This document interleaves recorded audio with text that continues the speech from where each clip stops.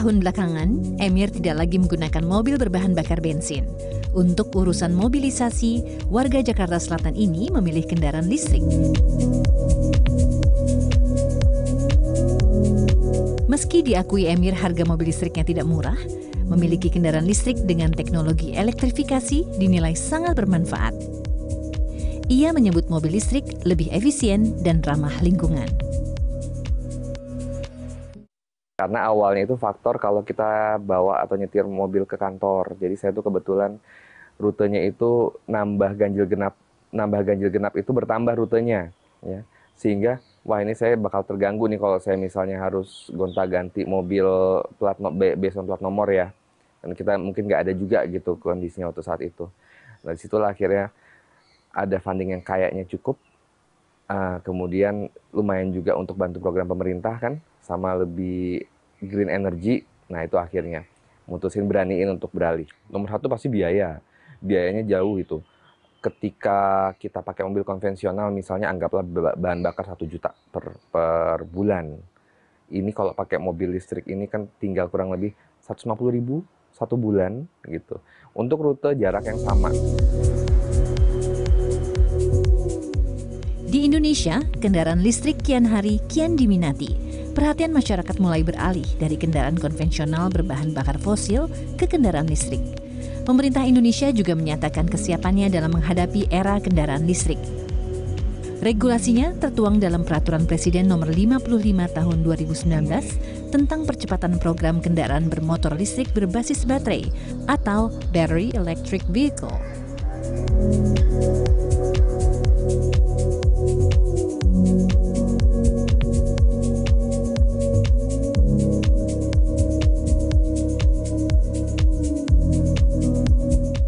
Kesepakatan global untuk mencapai net zero emission pada 2060 juga menjadi komitmen Indonesia dalam mengatasi ancaman perubahan iklim. Kendaraan listrik adalah salah satu solusi untuk memperbaiki kualitas udara. Setuju banget ya mobil listrik. Karena pertama go green, mengurangi polusi udara. Yang kedua hemat energi katanya gitu ya. Hemat energi. Menurut saya itu sebenarnya langkah yang bagus ya. Tapi mungkin pemerintah juga harus mikirin sumber listriknya ya. Karena kan yang kita tahu mungkin Indonesia masih pakai bahan bakar dari batu bara gitu kan. Jadi kayak kita cuma mindahin polusi doang kan. Mobil listrik emang harus ditingkatin ya di zaman era globalisasi sekarang. Demi kemajuan bangsa Indonesia sendiri ya harus mobil listrik itu harus dipercepat malah.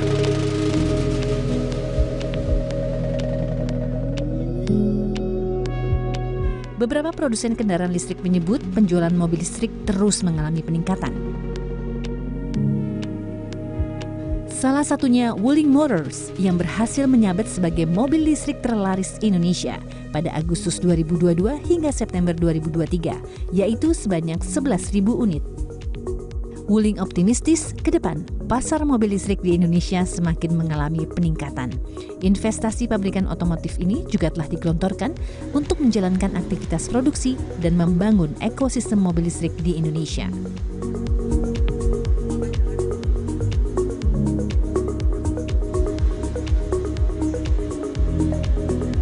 Kita datang di Indonesia, kita commit for a long-term commitment, ya long-term commitment dengan investasi saat ini sudah lebih dari 1 miliar US dollar gitu.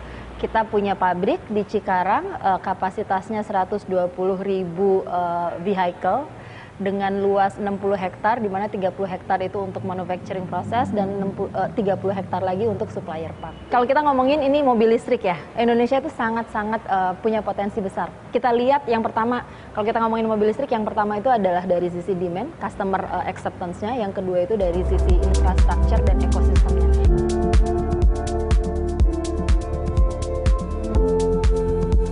Begitu pula dengan Hyundai. Penjualan mobil listrik perusahaan otomotif asal Korea Selatan ini menjadi yang terlaris sepanjang Januari sampai Juni 2023, yaitu sebanyak 3.543 unit.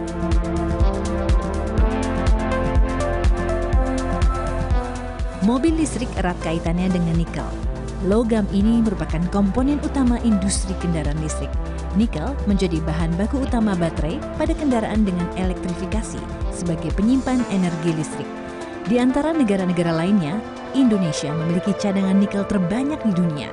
Total cadangan nikel nasional mencapai 21 juta ton. Volumenya setara dengan 22% cadangan nikel global pada 2022.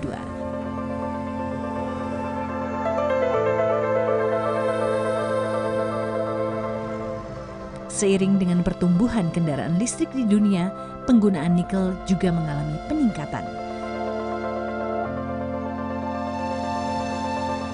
Untuk menaikkan nilai tambah komoditas nikel, Indonesia telah menerapkan larangan ekspor biji nikel mulai 1 Januari 2020.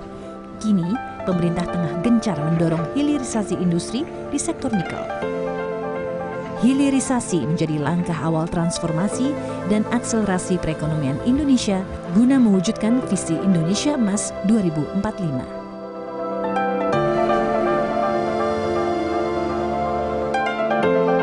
Jadi kita nggak menutup diri kok, kita terbuka. Tapi kalau kita suruh kirim bahan mentah terus enggak, stop. Jangan berpikir Indonesia akan kirim bahan mentah. Nikel pertama. Sudah stop. Tahun depan mungkin bisa stop bauksit. Kalau smelter kita siap stop bauksit. Sehingga kita bisa membuka lapangan kerja, hilirisasi, industrialisasi di negara kita. Bauksit sudah, tahun depannya lagi stop tembaga.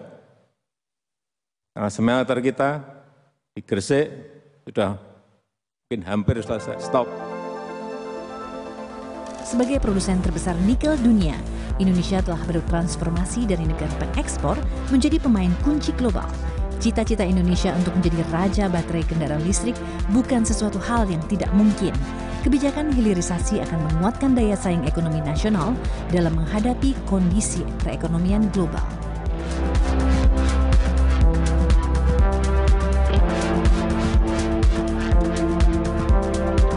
Hari ini dan sudah kita lakukan itu adalah bagaimana mendorong nikel. Sekali lagi kita mendorong nikel untuk melakukan processing sampai dengan hilir. Minimal 70%, 60-70% nilai tambahnya harus terjadi di Indonesia. Jadi Indonesia akan menjadi negara satu-satunya di dunia yang membangun ekosistem processing baterai dari mining, prekursor, cathode, kemudian baterai sel, sampai dengan recycle-nya, sampai dengan mobilnya. Nilai biji nikel yang diolah menjadi ferronikel akan bertambah 10 kali lipat. Sedangkan jika diolah menjadi stainless steel, akan bertambah nilainya menjadi 19 kali lipat.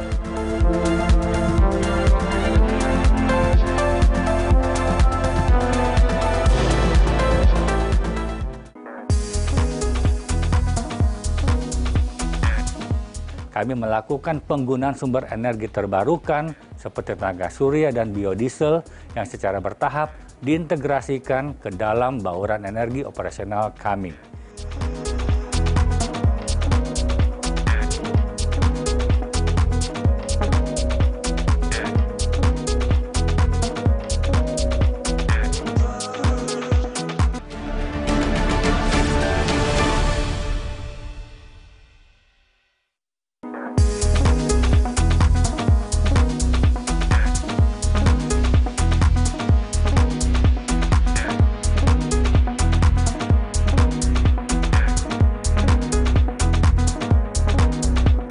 Hilirisasi nikel mampu mendorong transformasi ekonomi. Nilai tambah dari produk hilirnya meningkat 33 kali lipat dibandingkan nilai bijinya.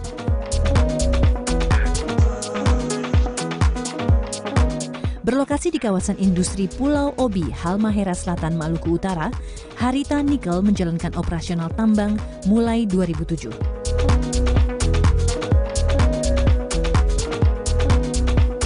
Mulanya, perusahaan tambang ini mengekspor biji nikel ke luar negeri. Seiring dengan kebijakan pemerintah tentang larangan ekspor biji nikel, pada 2017 Harita Nikel melakukan hilirisasi. Bersama dengan investor dari Tiongkok, perusahaan tambang nikel ini membangun smelter pertamanya.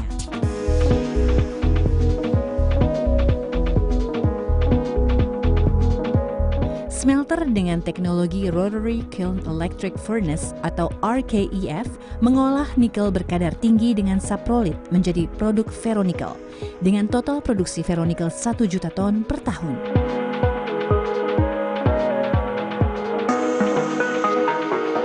Ferronikel merupakan bahan utama untuk pembuatan baja nirkarat atau stainless steel untuk kebutuhan alat masak, peralatan rumah tangga, koin, hingga velg kendaraan.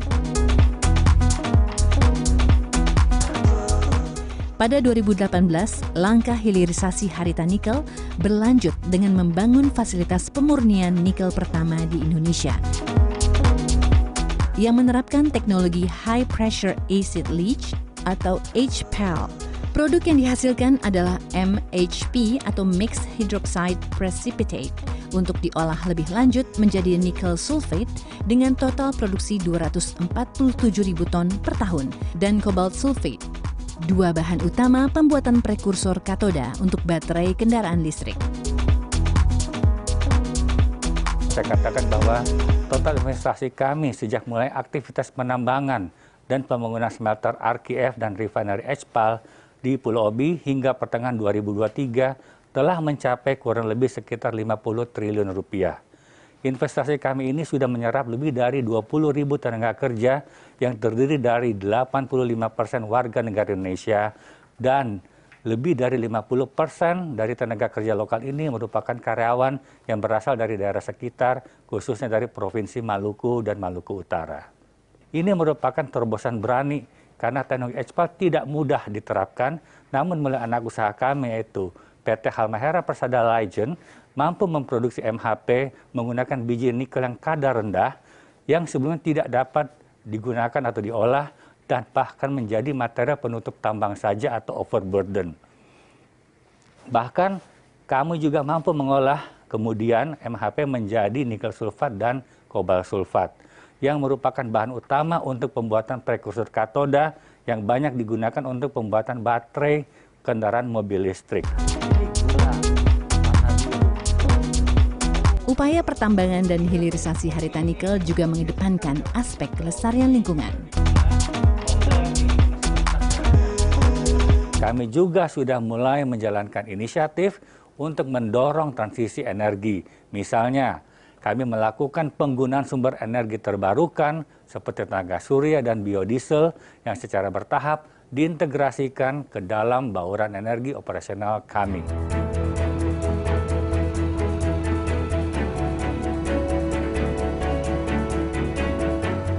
Pembangunan smelter juga memberikan multiplier effects atau efek berganda bagi perekonomian nasional yang berdampak pada kesejahteraan masyarakat di sekitarnya.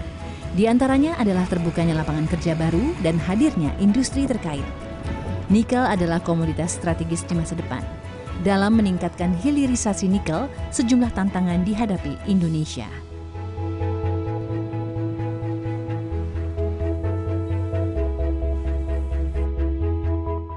Kita harus jujur mengakui bahwa tantangan itu besar sekali. Satu, yang pertama adalah ekosistemnya itu harus dibangun. Ekosistem dari industri, rantai pasok dari baterai itu kan nggak hanya satu komponen, hanya bahan baku nikel sebagai bahan baku kan. Pasti butuh hal-hal yang lain yang itu mungkin perlu dibangun. Itu yang pertama. Yang kedua, kita membangun industri itu juga butuh orang ya. Yang ketiga adalah teknologi. Karena isu teknologi ini kan juga ada kompetisi ya. Tapi saya rasa kalau kita punya aspirasi pengen membangun sebagai produsen baterai, kita harus benar-benar melakukan sebuah kebijakan yang sangat-sangat komprehensif ya. Nggak hanya industrinya aja, kita juga harus ada kebijakan SDM dan juga bagaimana transfer teknologi dan juga ada inovasi-inovasi baru di situ.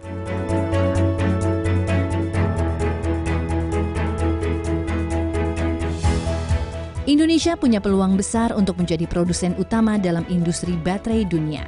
Selain karena meningkatnya industri kendaraan listrik, hal ini juga didukung dengan upaya dunia melakukan transisi ke energi baru terbarukan.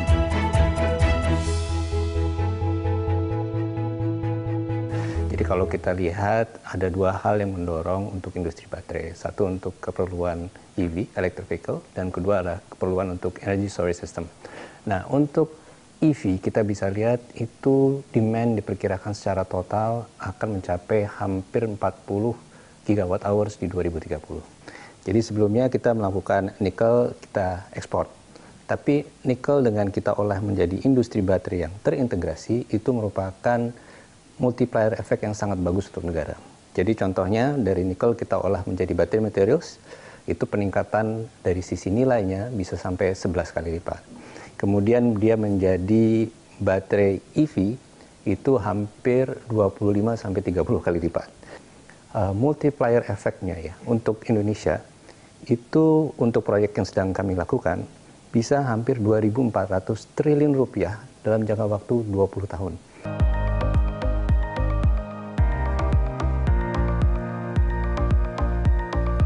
Jadi pada saat kita mengundang pengusaha untuk membangun industri tier pertamanya, kita juga mengundang pengusaha untuk yang produk akhirnya.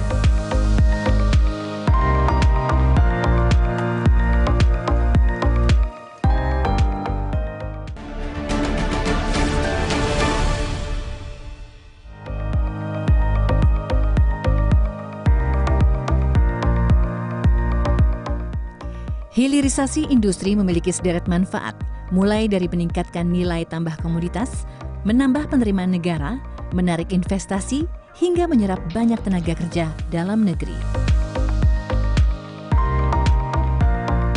Dalam sasaran hilirisasi nikel, Indonesia menargetkan untuk menjadi 5 pemain besar dunia dalam hal produksi baterai kendaraan listrik untuk memenuhi permintaan global akan baterai kendaraan listrik.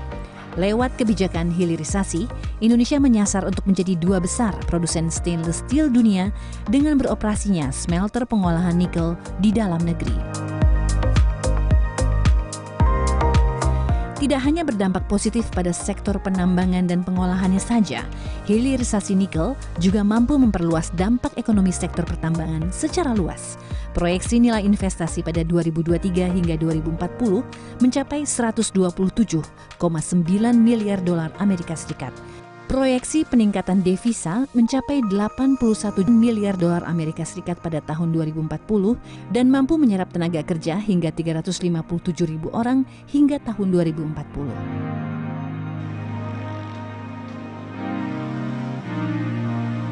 Data Kementerian Investasi, Badan Koordinasi Penanaman Modal BKPM mencatat, nilai realisasi investasi untuk hilirisasi periode Januari hingga September 2023 di sektor mineral nikel sebesar 97 triliun rupiah. Serta hilirisasi ekosistem kendaraan listrik yang berasal dari industri pembuatan baterai kendaraan listrik senilai 8,4 triliun rupiah. Tidak hanya Indonesia, negara-negara di Asia Tenggara lainnya tengah giat mengembangkan industri kendaraan listriknya. Persaingan dalam memperebutkan investasi, pasar hingga pusat manufaktur kendaraan listrik juga semakin sengit. United Nations Conference on Trade and Development atau UNCTAD mencatat pertumbuhan investasi ekosistem kendaraan listrik di ASEAN pada 2022 meningkat 570%. Dalam kurun waktu 2020 sampai 2023, total investasi baterai kendaraan listrik di Indonesia telah mencapai 42 miliar dolar Amerika Serikat.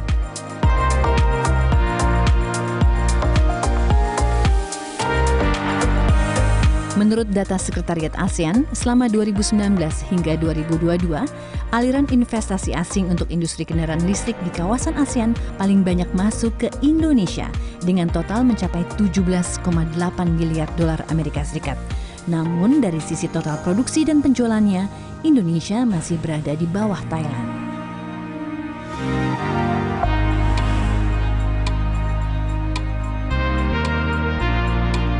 Namun Indonesia optimistis dengan potensi dan sumber daya komunitas yang dimiliki, Indonesia akan unggul untuk menjadi pusat kendaraan listrik dunia.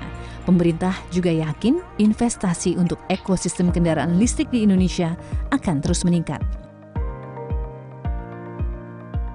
Proses hilirisasi juga dilakukan oleh BUMN. MindID tengah menggarap proyek strategis nasional untuk memberikan nilai tambah bagi perekonomian melalui hilirisasi industri di berbagai anak usahanya, yaitu PT Antam Tbk, PT Bukit Asam Tbk, PT Freeport Indonesia, PT Inalum Persero, dan PT Timah Tbk. Ya, jadi PT Main ID melalui anggota holdingnya itu memang memiliki mandat dan amanah dari pemerintah untuk juga mengakselerasi program hilirisasi. Dan sebagian daripada program hilirisasi ini memang merupakan proyek strategik nasional.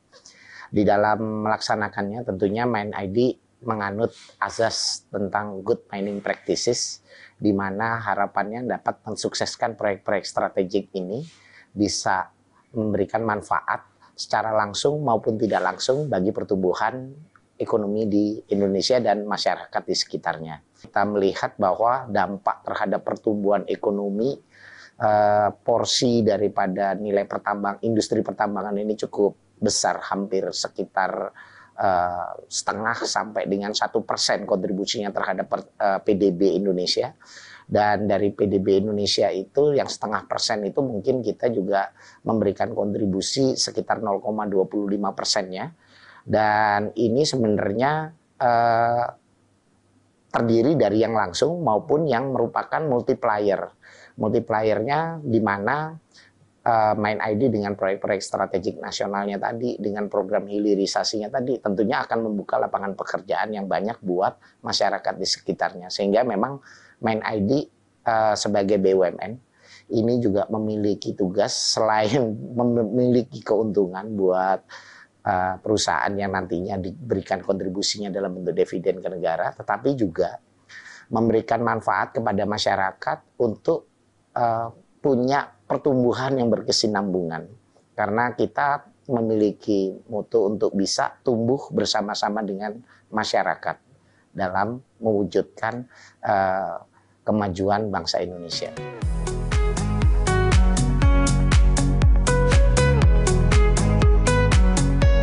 Strategi pemerintah untuk menggairahkan hilirisasi di sektor nikel adalah dengan membangun ekosistem industri mulai dari hulu hingga hilir.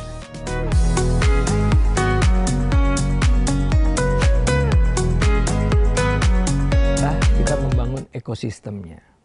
Jadi kita mengundang investor untuk membangun industri mulai dari hulunya, dari tambangnya, kemudian produk pertamanya atau kita bilang tier pertama dari hilirisasi itu sampai kepada end produknya.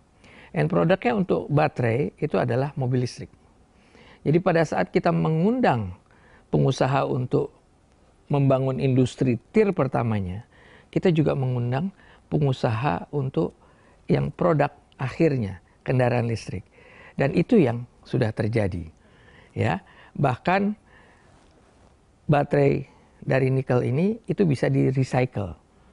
Kita pun sudah mengundang investor untuk recyclingnya. Maka investor di tengahnya, ya, kalau tadi smelter yang pertama itu menghasilkan misalnya prekursor dan sebagainya, itu pun sudah tier kedua sebetulnya. Maka yang batu baterainya dan sebagainya itu datang sendiri mereka. Jadi lebih confidence untuk masuk ke Indonesia. Kenapa? Karena kita bangun dari hulu sampai ke hilirnya. Mereka lihat itu. Jadi jelas pasar domestiknya saja itu sudah ada. Kemudian kalau mereka mau masuk ke internasional pun, maka untuk pasokannya itu sudah aman dari dalam negeri. Jadi misalnya industri kendaraan listrik tadi, ya mereka jelas mereka bisa dapat dari seluruhnya itu dari Indonesia. Sehingga nanti selain market Indonesia mau market global pun mereka siap dengan bahan bakunya.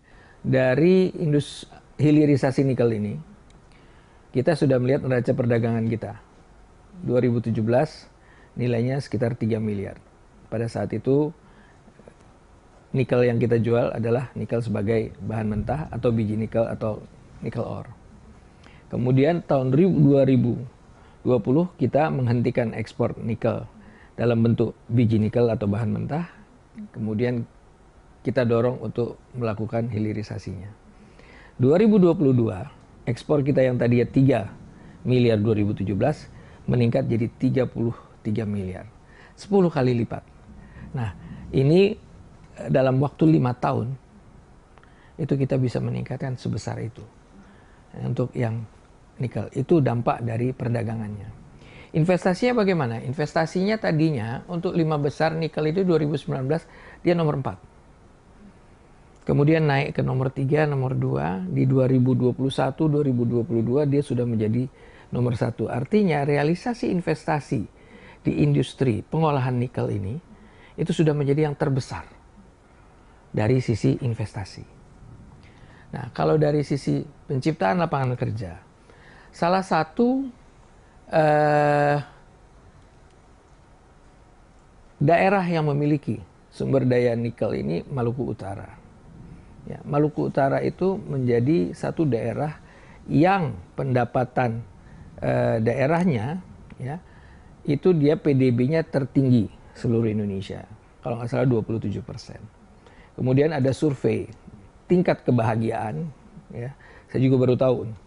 Ternyata masyarakat yang paling bahagia di Indonesia itu adalah masyarakat Maluku Utara. Nah, itu mungkin salah satu dampaknya, ya, yang sudah dirasakan bukan hanya mendapatkan lapangan kerja, tetapi untuk daerahnya pun ternyata ekonominya meningkat begitu pesat.